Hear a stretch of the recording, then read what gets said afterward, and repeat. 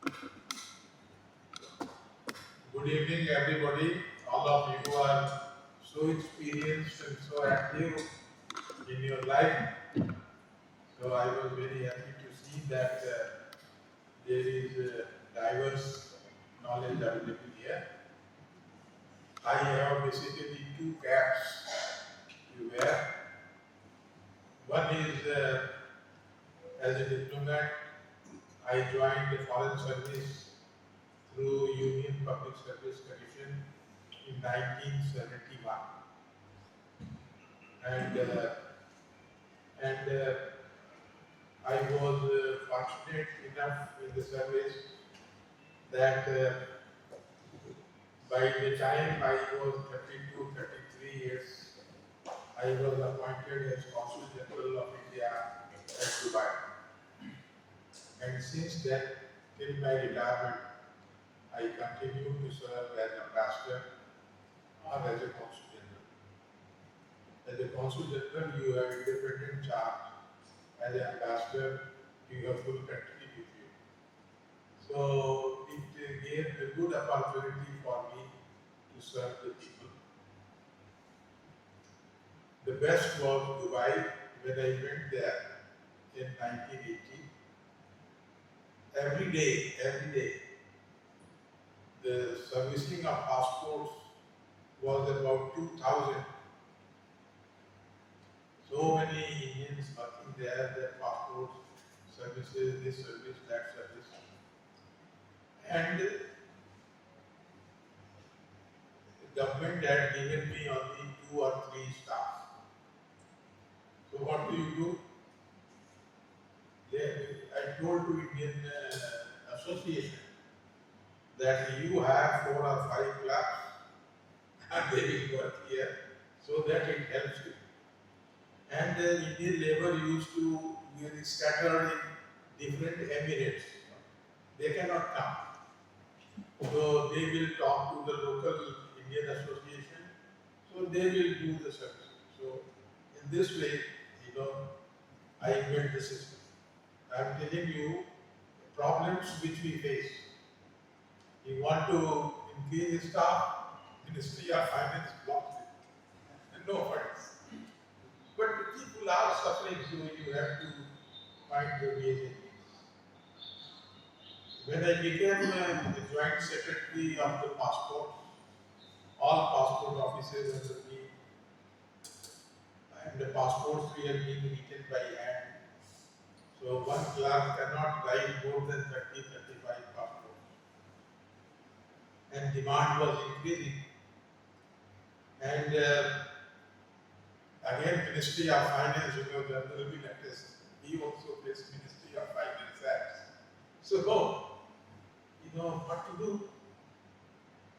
So, fortunately, one day, this Finance Secretary from the Ministry of Finance, he spoke to me.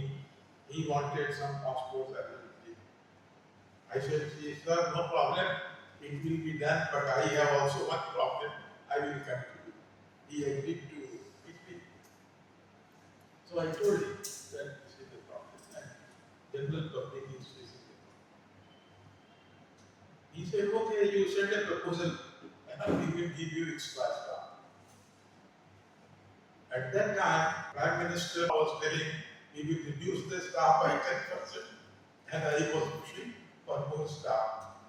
So I talked to Finance Secretary, agreed, and proposal was approved. We got 250 permanent staff. And Prime Minister saying something, he said something, it was done. And then when I went to I mentioned to him, sir, rice was simple. He said, how did you manage? I told him, he said, okay, don't tell to everybody. So, these are the problems.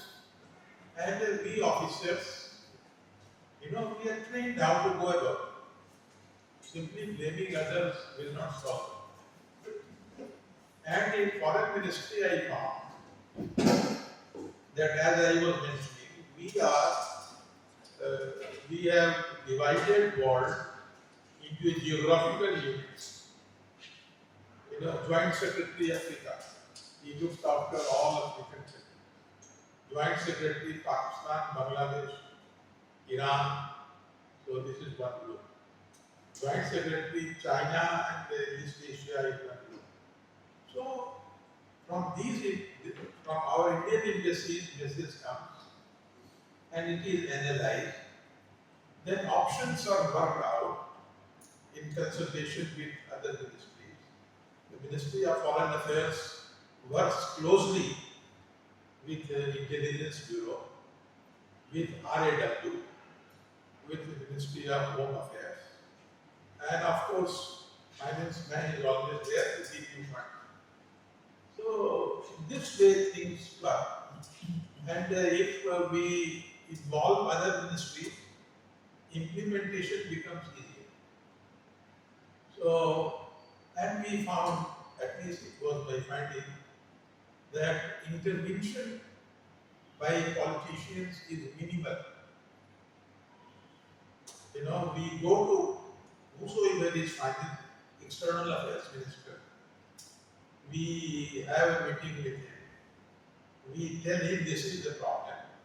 And this is solution A, solution B, solution C. So we recommend either of these three, which one he will approve. So he discusses and he says option A is agreed. So he discuss with minister, option A approved. In this way, decisions are taken. And that's why, our foreign policy has been successful to the extent of avoiding general war. If there is general war, whole economy gets crashed. So, in one way, we have been successful. We avoided war. You see, the economic prosperity is coming. Now our Prime Minister says we are going to become third, we have already become fourth. So this thing is taking place because we have managed to maintain peace by and large. Now China factor is there, Pakistan factor is there. Now Bangladesh has cropped up, which we thought that it will remain with us, but now the religious Madhabi thing has taken over there. So these are the problems which we have to face. So, but I find that now some covert actions are being taken. So this thing I have been telling over the last 30 years, things are looking. So please remember, solution to Pakistan is through Pakistan and Balochistan. Don't print it in press. So this is the real solution with minimal cost, paying a few $1 million to their leaders every year, they will sort it out. Because Baloch and Pakhtuns, they are good fighters like our Jat persons. Jat regiment is good fighting, Gorkha regiment is good fighter, Madras regiment is good fighter. So similarly, they are good fighters. What they need is guns and money. And once they take over, your problem on the Western Front will be gone. When the Western Front is silent, then the Eastern Front will collapse. Because Chinese depend on Pakistanis, that Pakistan will pin down at least half of our military. So that military will be free. With China, our approach has been correct, that we will not budge, but we will not attack it. So if there are local skirmishes, that our military commanders will sort it out. And General was mentioning one, and then on this Chishu is here. No, this one valley is there. The Chumba Valley or what valley? Chumba Valley. Sikkim ke paas. So there, the Chinese, we are trying to intermediate, and one Major General was there, he said, kick them out. So So at the local level, they picked up. So Chinese also understand that Indian military is strong. You know, Chinese army, they have not fought any war. So Chinese army was defeated or pinned down by Vietnamese army. They tried to enter into Vietnam, they kicked them out. So one important thing which we should know, that Chinese military is not war hardened fellows. They are ideological fellows. So this is the great advantage which we have. Our soldiers, they are professional and they are so well trained that they can fight on, fight on, fight on. And now coming to the minus side of foreign policy, minus side of foreign policy is that we could not prevent Chinese from taking over Hambantota port in Sri Lanka.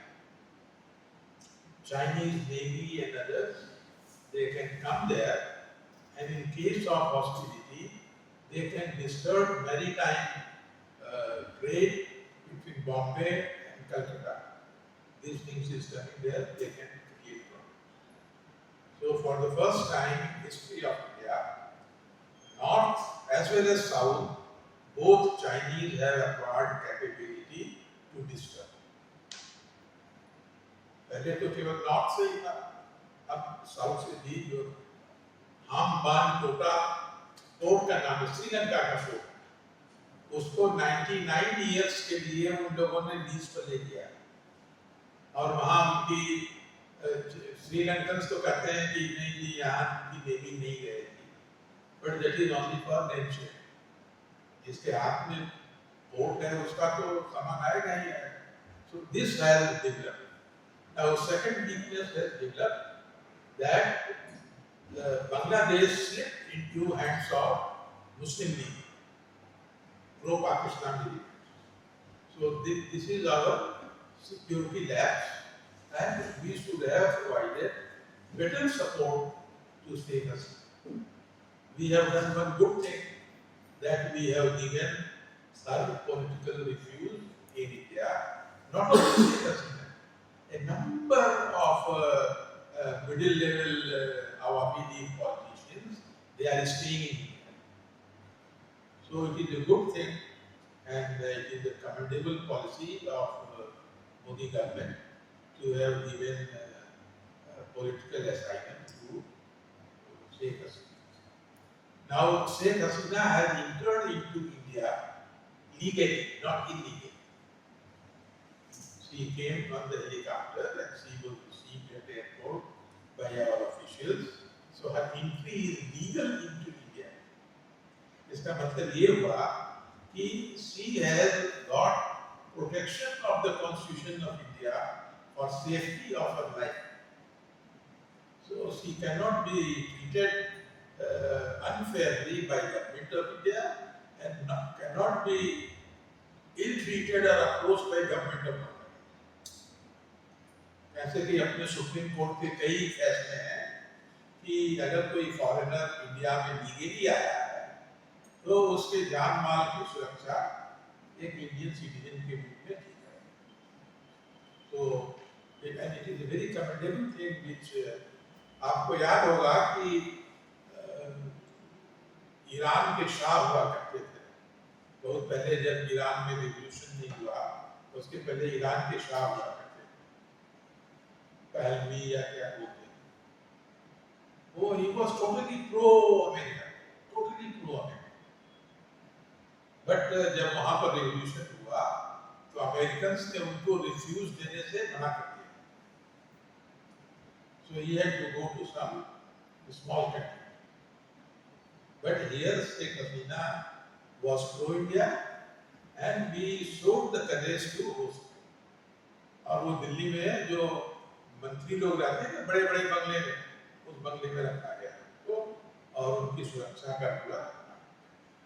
So this is a good commendable thing of Modi government. So इसका मतलब ये हुआ कि आप जो pro India politicians है, चाहे नेपाल हो, बांग्लादेश हो, पाकिस्तान हो, अफगानिस्तान हो, श्रीलंका हो, नेपाल हो, उनके मन में ये है कि यार अगर कोई गड़बड़ हुआ तो ये आदमी रिफ्यूज दे देंगे। So this is a good asset which we have indirectly created. Everything around अपने number of supporters neighbouring countries में कम हो जाते हैं। यार इंडिया तो डिफिकल्टी के टाइम में खड़ा ही नहीं होता हमारे साथ। This thing is a very wise decision. And when it happened, I had a meeting with the Afghan supporter. जहाँ तक अमेरिका का सवाल है, we should understand American president is executive president. उनके यहाँ वो पार्लियामेंट वाला ये चक्कर नहीं है, और उनके जो कैबिनेट मिनिस्टर्स होते हैं उनका कंडीशन है कि वो न सीनेट के मेंबर होंगे न हाउस ऑफ रिप्रेजेंटेटिव के मेंबर, वो इंडिपेंडेंट है। तो वहाँ के गवर्नमेंट का व्यू लॉन्ग टर्म व्यू नहीं होता है। हर प्रेसिडेंट को 4 साल नहीं सोचता है, 5वें साल का वो सोचते ही। अगर वो उसको सेकंड टर्म लड़ना होता है तब वो सोचता है। तो ये उनका एक स्ट्रक्चरल वीकनेस है। जब भी हमारी कंट्री में जो है इंडिया में फॉरेन पॉलिसी बेसिकली हम डिप्लोमेट्स चलाते हैं, प्रधानमंत्री तो आते जाते हैं। जो कंसेप्ट हमारा, जो प्रधानमंत्री आज का है हम फाइल उसको दिखाएंगे, उसका ऑर्डर लेंगे फाइल, लेकिन अगर वो गए तो जो नया प्राइम मिनिस्टर आएगा उसकी बात सुनेंगे। लेकिन नए प्राइम मिनिस्टर को या पुराने प्राइम मिनिस्टर को 90% तो वो डिप्लोमेट्स की बात सुनता है जो फाइल पर जो लिख के जाता है। इसलिए आप देखोगे कि इंडिया की फॉरेन पॉलिसी में एक कंटिन्यूटी है, जो स्ट्रक्चरल कंटिन्यूटी। तो अपने यहाँ जो एम्बेसडर्स होते हैं, हम लोगों को हर चीज हैंडल करना होता है, from military, from RAW, intelligence, economy, trade, mission में जितना काम होता है सब काम एम्बेसडर, तो ही नोज एवरीथिंग। सो ये एक जो है बहुत प्लस चीज है अपने यहाँ पे। और आप देखो कि इंडिया में फॉरेन पॉलिसी कभी डोमेस्टिक कंट्रोवर्सी का मैटर नहीं बनता, वो इसलिए नहीं बनता है जो राजीव गांधी साहब उठाने, राहुल गांधी साहब उठाने की कोशिश करते हैं, लेकिन वो तो डीप नहीं जाते, वो इधर उधर की बात उठा देते हैं। लेकिन एक जनरल कंसेंसस रहता है रूलिंग पार्टी में और जो दूसरी पार्टियां हैं कि भाई फॉरेन पॉलिसी ठीक है। और फॉरेन पॉलिसी का बेसिक ऑब्जेक्टिव जो हम लोग रखते हैं कि वार न हो। ऐसे वार होने से पूरी इकोनॉमी डिस्टर्ब हो जाती है और हमारे यहाँ गरीबों की संख्या आती है। तो अगर ये सब डिस्टर्ब हो जाएगा तो सब पूरा सिस्टम ऊपर चढ़ेगा। So our first thing is to protect and promote peace, but at the same time हम लोग जवाहरलाल नेहरू वाली गलती नहीं करते कि जो है आर्मी को बिल्कुल डाउनग्रेड कर दे, वो नहीं करते। उनके समय में तो जो DK मेनन डिफेंस मिनिस्टर थे, वो तो जनरल्स को इलिट कर दिया। तो अब उसके बाद से जो नई गवर्नमेंट आनी शुरू हुई है उसमें जो है वो बहुत ध्यान रखा जाता है, बजट दिए जाते हैं, क्योंकि चलता रहता है।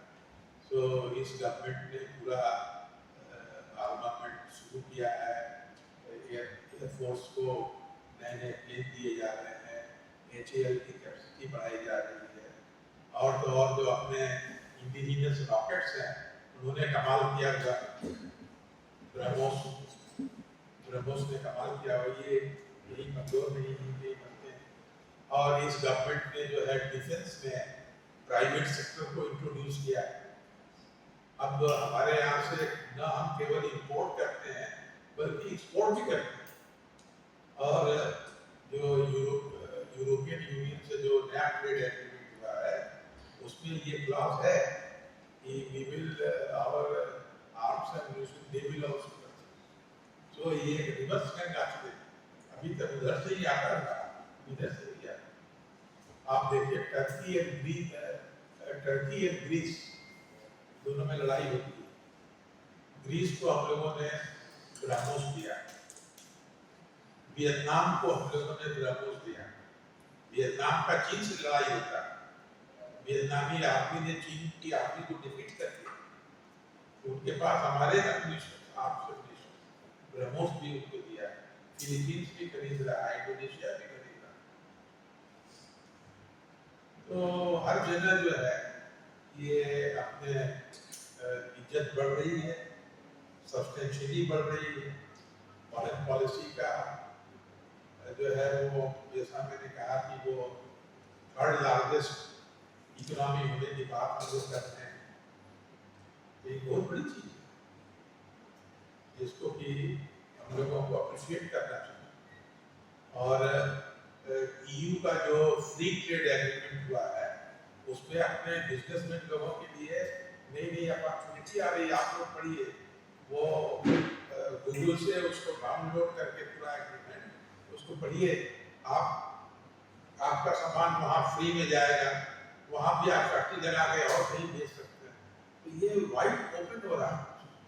और यूरोप की सबसे बड़ी वीकनेस, सबसे बड़ी कमजोरी जिसका फायदा हम लोग उठा सकते हैं और उठाना चाहिए. यूरोप का आप पढ़ो तो वहाँ पर जो मुस्लिम्स गए हुए हैं वहाँ पर वो इस्लामाइजेशन और शरिया लॉ और ये लॉ आप लगाओ, ये करो, तो वो लोग बड़े उसके खिलाफ हो गए हैं. उनके खिलाफ एक हवा बन रही है वहाँ पर. So in that your Hindu workers are welcome. आपका हिंदू वर्कर क्या करता है, जाता है विदेश को, वो अपने ही घर में, अपने ही फ्रेंड के घर में, एक दूसरे के घर में डिनर करता है. वो बाहर जाके उनकी औरतों को नहीं छेड़ता, वो बाहर जाके गड़बड़ नहीं करता. So as an immigrant you are welcome. आप कॉम्पिटेंट हैं, आप शांत हैं, आप वहाँ पर कोई कम्युनिटी में डिस्टर्बेंस नहीं करते हैं, ये आपका प्लस पॉइंट. मैं आपको दुबई की बात बताता हूँ 1980 का. 1980 में मैं वहाँ पर कौंसुल जनरल बनने गया. हार्डली 32 इयर्स का बच्चे को.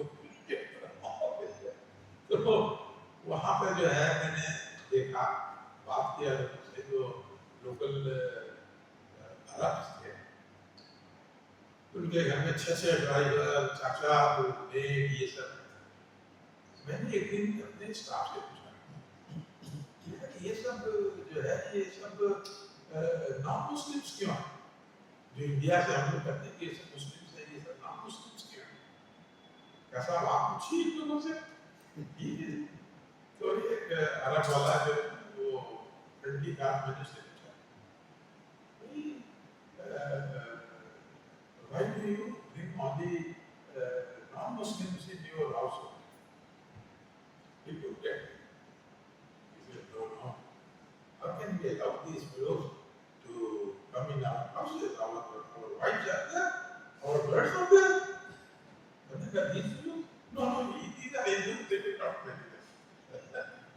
So this is the plus point you have. People don't say it, but this is the plus point. For employment, you are preferred because they believe you will not disturb their women. और अगर मुस्लिम रहता है तो वो निकाह की बात करने लगेगा, यहाँ निकाह की बात नहीं होगी. So this is plus point.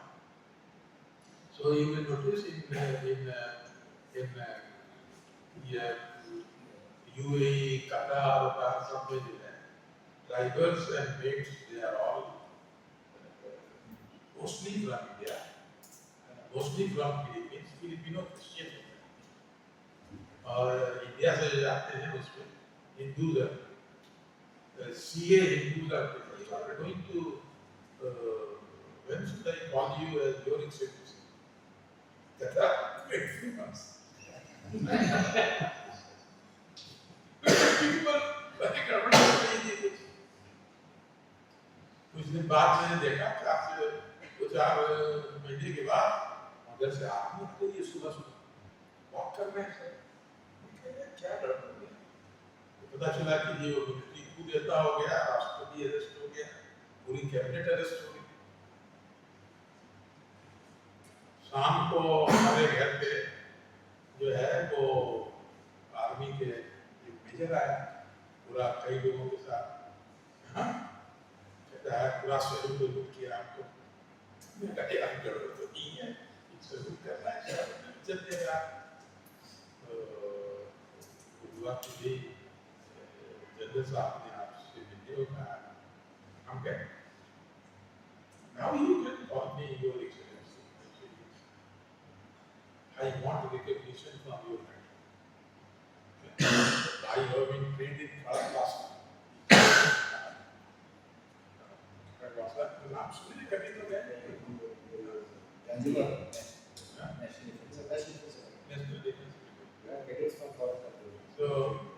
so मैंने कहा कि भाई देखो, you have cut down our telephones, so I cannot talk with it, but you have to assure that if our policy is, you have to assure that you will not touch any Indian passport holder।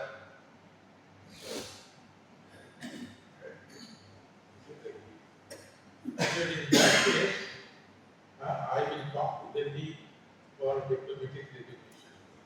Here is the telephone, please stop।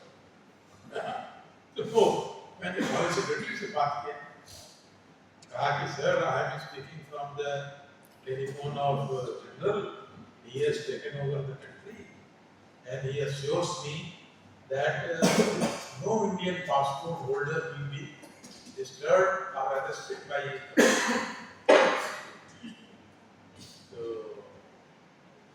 उन्होंने कहा ये general here, yes he is here, so बात किया। General, if you assure it, then my high commissioner will give you letter of recognition। India was first country to recognize it।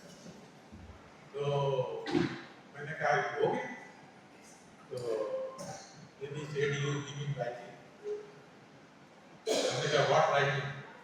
You get my clerk to office, get my steno to the office, send your army। तो वो लोग गए, हमारे staff को लाया, high commission रात को खोला गया, वो लेटर टाइप हुआ, तो लेटर टाइप हो गया, तो मैंने जनरल को दिखाया। जनरल ने कहा कि yes, now you please go and give it to the cabinet secretary, he is waiting for you. Cabinet secretary को दिया, भाई ये तो आप India is first country to recognise the military government. So कहने का मतलब ये है इतनी हिस्ट्री का कि फॉरेन पॉलिसी इंडिया और इंडियंस के इंटरेस्ट को देख के बनाई जाती, वो आइडियोलॉजी नहीं कि हम डेमोक्रेटिक हैं तो हम डेमोक्रेटिक गवर्नमेंट को ही एक्सेप्ट करेंगे, नहीं। उनके यहाँ डेमोक्रेसी है, मिलिट्री है, उनका अपना चलता है। हमारा ये है कि हमारे इंडियंस को आप डिस्टर्ब नहीं करोगे, उनको बिजनेस करने को, उनको जॉब करने। तो दिस इज और इसको करने के लिए क्या हुआ? OP Gupta sitting in Lagos, he is talking to foreign secretary in Delhi on telephone clearance and so on। वो तो बाद में मंत्री को बता दिए होंगे कि ऐसा ऐसा कर। बट सी कि politicians, diplomats, everybody works in total harmony। ये तो हम अफ्रीका में बैठे हैं, अफ्रीका के देश में, वहाँ सड़क पे मार काट मची हुई है, और हमको आर्मी के ऑफिसर आके ले जाते हैं जनरल के पास। आर्मी के ऑफिसर्स हमारे प्राइवेट सेक्रेटरी और स्टेनोग्राफर को हाई कमीशन में लाते हैं, बुलवाते हैं, और हम लोगों के हाई कमीशन पर एक दर्जन उनके पुलिस, उनके आर्मी के लोग बैठे रहते हैं डिफेंस के। तो इस तरीके से चलता है। नाउ आप लोगों ने अपने अपने बैकग्राउंड के बारे में इतना बताया, तो there is another cap which I, you know, I never had anything to do with RSS, but I think I was more active than any other person. I have written a book called Defining Hindutva. It was launched by Param Pujni Mohan Bhagwat in 2000, in 2014 during Manmohan Singh. During Manmohan Singh. And when I wanted to get it published, many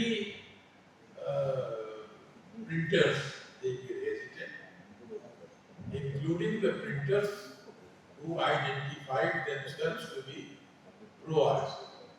They were also nervous. So I went to a printer who was a Muslim. I said, भाई इसको छापना है, कितना पैसा लगेगा? इसमें आपने लिखा क्या? मुसलमानों के खिलाफ लिखा है नहीं? हमने ये लिखा है कि आपस में लड़ो नहीं, ये लिखा। कहा ठीक है बताइए। So he had more courage than the persons who are masquerading themselves. भाई they are pro RSS और वो RSS की पत्रिका छापते थे और ये है, but they were nervous. So at that time I published, and you know now we are in this topic. I tell you what Hindutva is. Hindutva क्या? So you speak so much, so many people speak, and in the end everybody is confused. ये है क्या? You know, Hindutva principles, they are based on Rigveda. ये सावरकर जी का tradition नहीं है। सावरकर जी ने इसको आजकल की भाषा में बोला कि एक जीव, एक प्राणी, एक देश, एक देव, ये उन्होंने आज की भाषा में बोला जैसे कॉमन लोग बोल सकते। तो ठीक है, जैसा समय रहेगा उसमें कॉमन बोली जाएगी जैसे कॉमन बोल सकते। ऋग्वेद में लिखा हुआ है आपका कि every follower of Vedas is equal by birth. No one is superior by birth. No one is inferior by birth. All are brothers and progress collectively. इसका नंबर है ऋग्वेद 5.60.5 और ऋग्वेद का लास्ट श्लोक है, लास्ट सूक्त है 10.191, जो संघ की शाखाओं में आप देखते हैं कि उन्हें संगठित रहो, ये रहो, वो रहो, वो लास्ट मंत्र है जो उसमें। तो ऋग्वेद हिंदुत्व का मतलब ये है, all Hindus are equal by birth and there is gender equality. Hinduism ही केवल ऐसा धर्म है, हिंदुइज्म ही केवल ऐसा धर्म है जिसमें स्त्रियां भी गॉडेस है। अब स्त्रियों को शक्ति का अवतार मानते हैं। क्या मतलब है? जिस समाज में औरत नहीं है उसका प्रोग्रेस नहीं है, वो तो सब खत्म हो जाए। She is the Janani of, this is anatomy करता है, साइंस करता है, उस चीज को हम एक्सेप्ट करते हैं कि हे माता तुम ही से संसार। अगर माताएं ना हो, आपके बच्चे नहीं होंगे तो क्या करेंगे? जनरेशन खत्म हो जाएगी। This scientific fact is there. Then Rigveda में 440 ऋषियों की रचनाएं, 440, उसमें से 34 लेडीज हैं। तो जिस वेद में स्त्रियों की रचनाएं हैं, उसको कोई कैसे कह सकता है कि स्त्रियां नहीं पढ़ेंगी?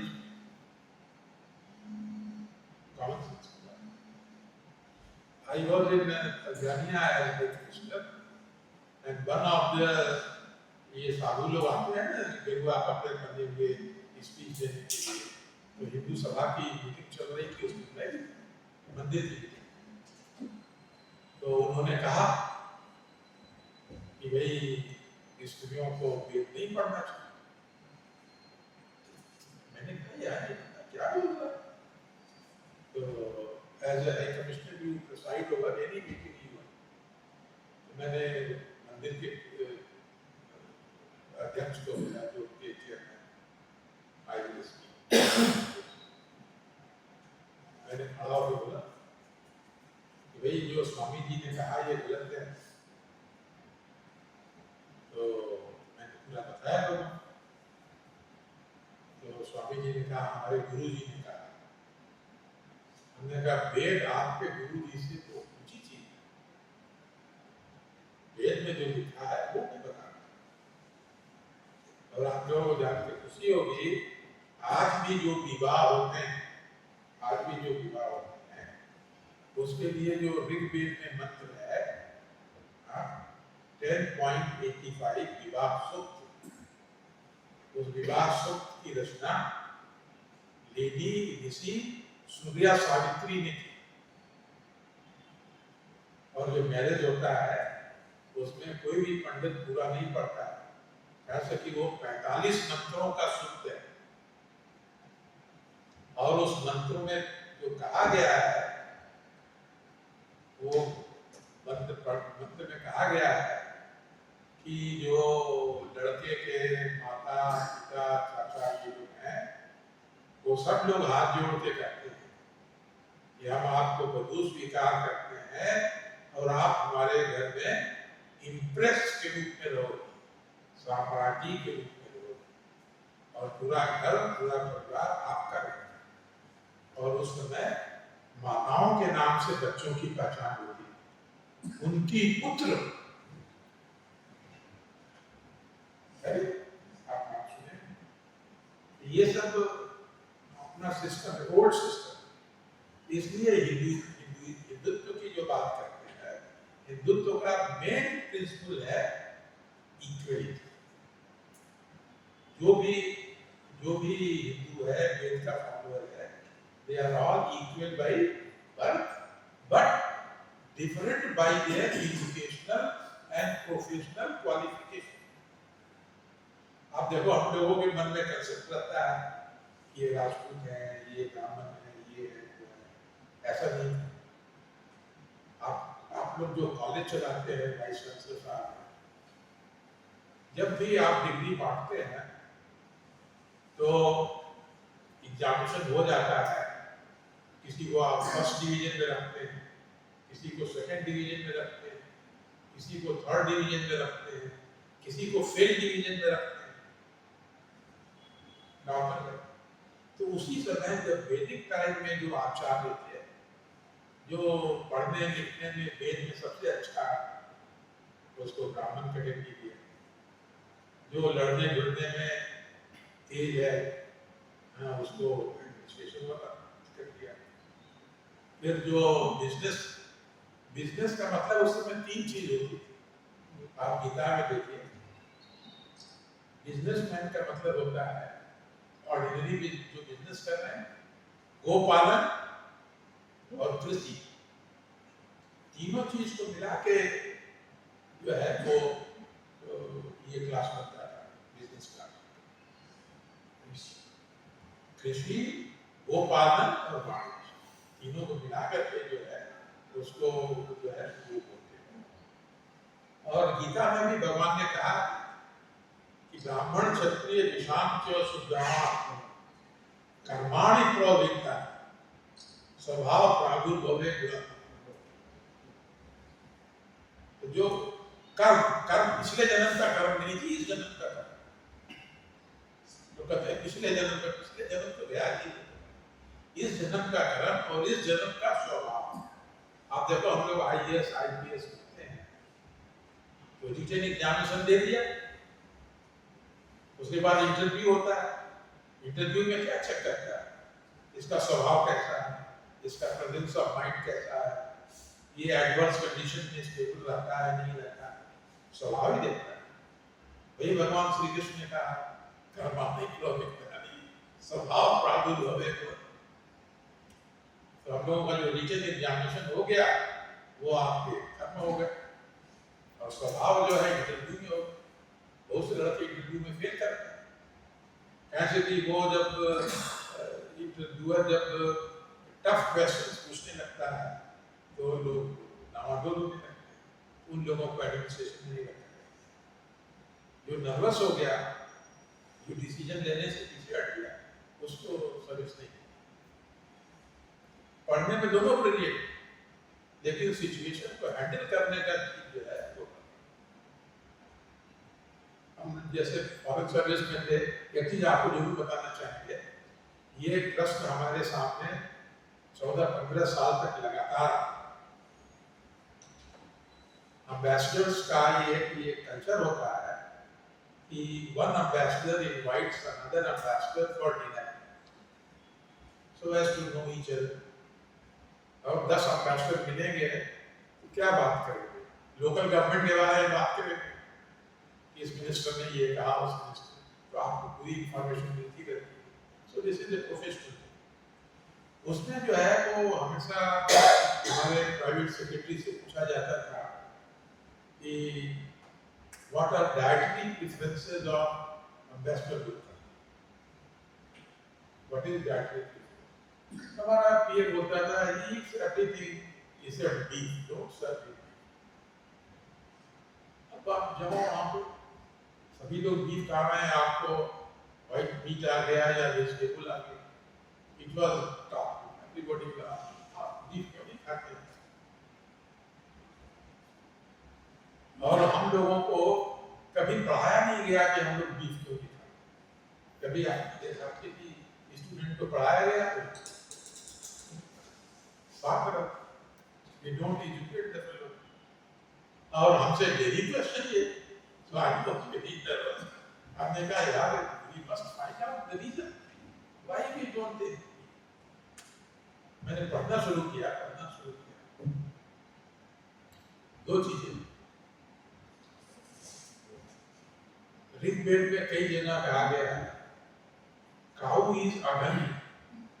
अगन्य मीन्स जिसका स्लॉटर नहीं कर सकते। और ऋग्वेद में कहा गया है कि जो कोई भी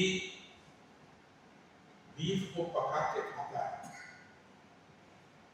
कुकिंग करता है, he, his children and his grandchildren, they die earlier than others। मैंने कोई जेनेटिक डिसऑर्डर हो जाता है। And World Health Organization, it has come out with public notice that beef is primary suspect of causing mad cow disease among human beings।